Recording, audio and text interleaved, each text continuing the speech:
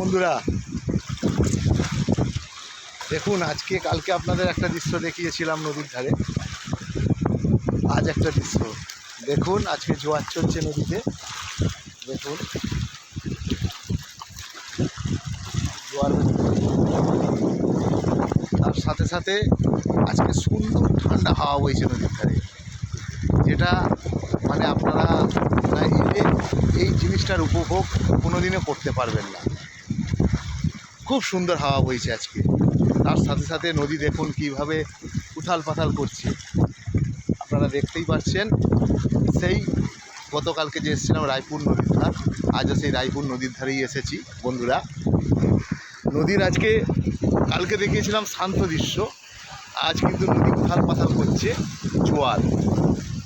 আর তার সাথে সাথে দেখুন বন্ধুরা, কি দারুণ হাওয়া বইছে, কি দারুণ হাওয়া বইছে, মানে ঠান্ডা বাতাস।